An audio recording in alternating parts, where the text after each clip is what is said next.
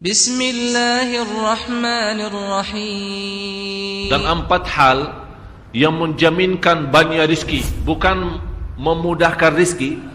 Tolong Bapak Ibu hafal. 4 hal bukan menjaminkan rizki, bukan memudahkan rizki, tidak.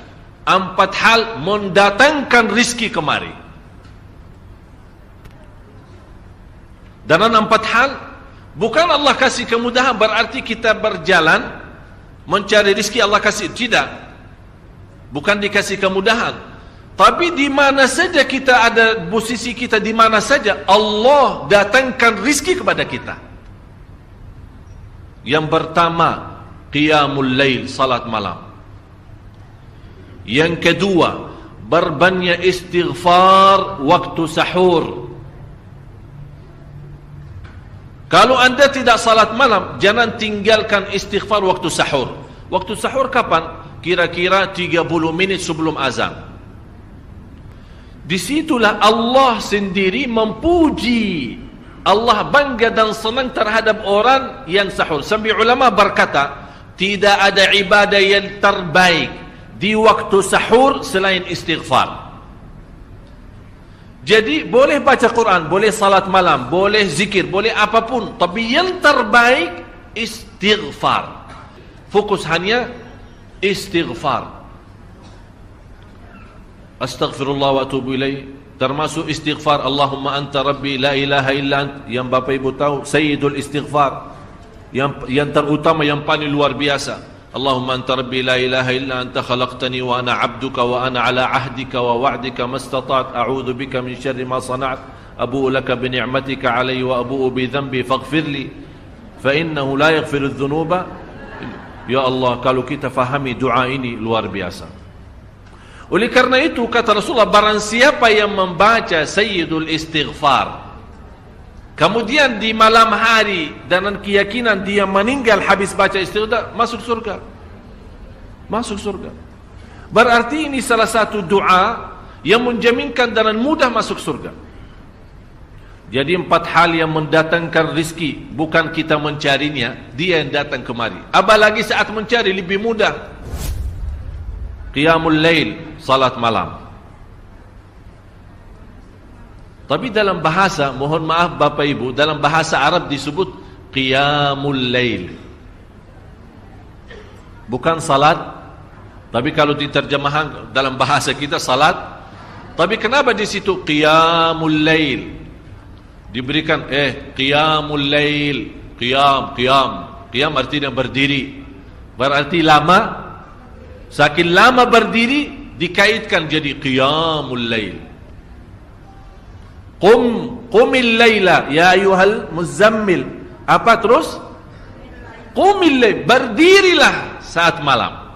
Berdirilah, bukan salatlah malam, tidak. Berdirilah malam hari. Itu dahsyatnya di situ berdiri. Qiyamul lail. Yang kedua, berbanyak istighfar. Yang ketiga, berbanyak sedekah.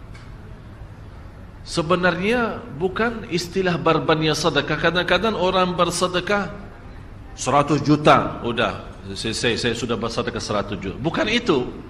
Bukan yang dimaksud berbanyak sedekah itu dari sisi uang itu banyak atau sedikit, bukan. Yang dimaksud rahasia sedekah, ta'ahudus sedekah, istiqamah bersedekah. Istiqamah. Itu tidak menjadi masalah besar maupun kecil. Itu tidak menjadi masalah. Karena bagi Allah tidak ada artinya besar maupun kecil. Kita tidak memberikan kepada Allah, karena Allah Maha Kaya. Tapi rahasia sedekah itu kita terus menerus sedekah. Siang, pagi, malam, siang, pagi, malam, pagi, besok, terus minggu depan. Tidak pernah berhenti. Setiap ada kesempatan selalu kita membawa sedekah. Itu namanya ta'ahudus sedekah. Ta'ahud kalau dalam bahasa sebuah janjian. Seolah-olah kita ada kontrak kerjasama antara diri dengan apa? Dengan sedekah. Itu kata ta'ahud, ahad, berjanjian. Saya berjanji. Seolah-olah ada berjanjian antara kita dalam sedekah. Jadi tidak boleh terlepas dari berjanjian. Seolah-olah kita menghormati berjanjian. Bagaimana menghormati? Kita terus kerjasama. Kita beri, Allah ganti berkah sedekah. Kita beri lagi, Allah ganti masih terus. Kita beri, masih Allah terus ganti. Itulah dahsyatnya sedekah. Jadi Bapak Ibu, jangan nunggu hari tertentu, bulan tertentu, malam tertentu kita bersedekah. Jangan.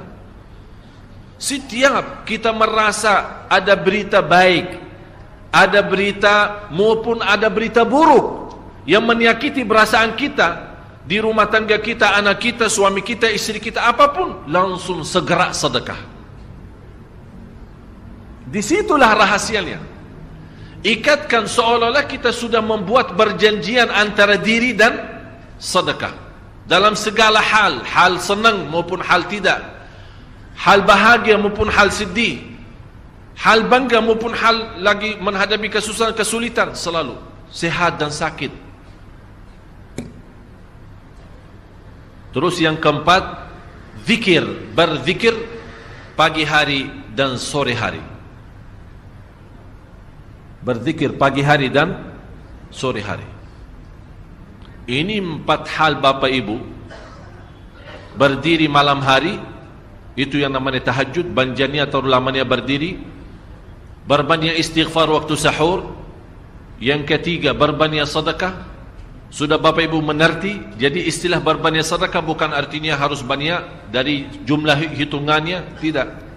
Yang keempat adalah berzikir di pagi hari maupun petang hari. Amman huwa qanitun ana al-laili sajidan wa qa'ima. Sajidan wa qa'ima. Jadi Bapak Ibu, saat kita berdiri lama, walaupun baca satu ayat, diulangi berkali-kali, walaupun baca surah pendek, tapi diulangi berkali-kali, tidak menjadi masalah. Bapak Ibu hanya hafal qulhu.